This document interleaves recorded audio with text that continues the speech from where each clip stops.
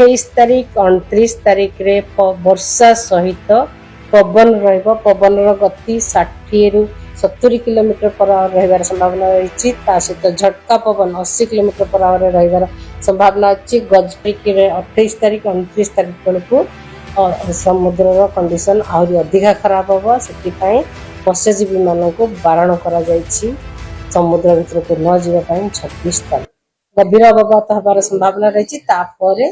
बात्या रे परिणत होबार संभावना रही। 28 तारीख रे आमर राज्य रे किछि स्थान रे वर्षा रहिबो। बहुत सारा अधिकांश स्थान रे वर्षा रहिबो। ता सहित प्रबल अति प्रबल अत्यंत प्रबल वर्षा मध्य रहिबार संभावना रही। जदि देखिबा 27 तारीख रे राज्य रे अनेक स्थान रे हल्का मध्यम वर्षा हेबा सहित प्रबल अति प्रबल वर्षा हेबार संभावना रही। कोरापुट मालकानगिरी नवरंगपुर कलाहांडी कंधमाल गंजाम गजपति एवं रायगड़ा जिले में ता सहित ता पाखापाखी जिला गुड़िक प्रबल वर्षा हेबार संभावना रही। 28 तारीख रे प्रबल रु अति प्रबल वर्षा किछि स्थान रे अत्यंत प्रबल वर्षा गोटे कि दुईटा स्थान हेबार संभावना रही। जमती कि गंजाम गजपति रायगड़ा मालकानगिरी कोरापुट जिले में रेड वार्निंग जारी करा जायछि। ता सहित प्रबल रु अति प्रबल वर्षा हेबार संभावना रही। नवरंगपुर कलाहांडी कंधमाल नयागढ़ खोर्धा पुरी जिले में जोटा कि ऑरेंज अलर्ट जारी करा जायछि।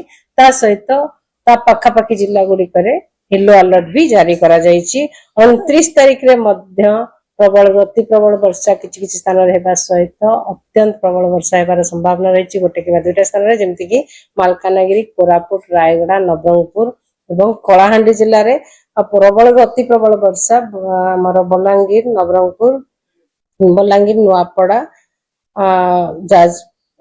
बौद्ध कंधमाल गंजाम जिले में रहिबार संभावना रही। ता सहित ता पाखापाखी जिला गुड़िक प्रबल वर्षा रहिबार संभावना रही। 30 तारीख रे वर्षा कमिबो। वर्षा हार्डली गोटे कि दुईटा स्थान रे प्रबल वर्षा रही पारे जेमती कि झारसुगुड़ा सुंदरगढ़ संबलपुर देवगढ़ मयूरभंज एवं केन्दुझर जिले में। किंतु सबुठु बेसी इंपोर्टेंट कथा होची 28 तारीख 29 तारीख रे वर्षा सहित पवन पवन गति 60 रु 70 किलोमीटर पर आवर रहिबार संभावना रही। सहित झटका पवन 80 किलोमीटर पर आवर रहिबार संभावना अच्छी। गजपति गंजाम रायगड़ा कोरापुट आ मालकानगिरी जिले में ता सहित 50 रु 60 kilometre gusting to 70 kilometre per hour रहिबार अच्छी। पुरी खोर्धा नयागढ़ कलाहांडी कंधमाल एवं नवरंगपुर जिले में ता पाखापाखी जिला गुड़िक 40 रु 50 kilometre per hour gusting to 60 kilometre per hour रहिबो। 28 29 तारीख रे आउ 30 तारीख रे 28 तारीख रे और 29 तारीख रे 27 तारीख रे भी किछि उपकूलवर्ती अंचल जिले में पवन रहिबो 30 रु 40 kilometre gusting to 50 kilometre per hour. Fisherman warning रही। समुद्र अशांत रु अत्यंत अशांत रहिबो हमर 26 तारीख संध्या रु 27 तारीख संध्या पर्यंत। ता परवर्ती टाइम रे 28 तारीख 29 तारीख बेलू समुद्र कंडीशन आहरी अधिका खराब हम से मत्स्यजीवी मान को बारण करा जायछि समुद्र भीतर को न जावाई 26 तारीख।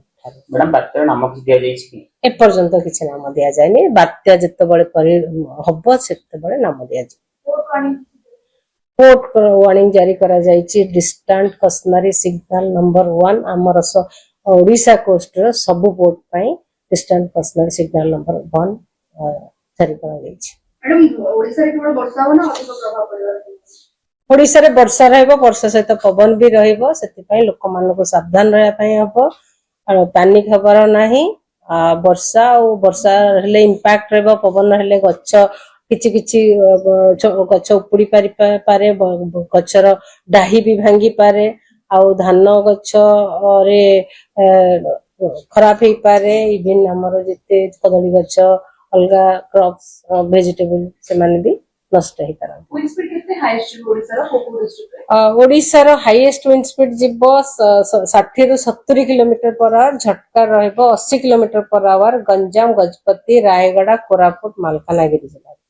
50 ରୁ 60 gusting to 70 kilometre per hour रहिबो पुरी खोर्धा नयागढ़ कलाहांडी कंधमाल एवं नवरंगपुर जिल्ला रे ता पाखापाखि जिला गुडी करे भी पवन रहिबो 40 ରୁ 50 gusting to 60। Madam Andhra Pradesh रे ही स्थलभाग अछि हाँ एना क्रॉस करिबो आंध्र प्रदेश कोस्ट रे बिटवीन मछलीपट्टनम आउ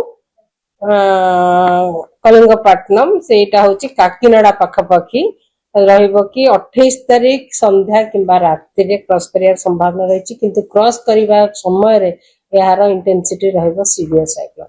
मैडम गोपालपुर केते दूर वर्तमान अछि?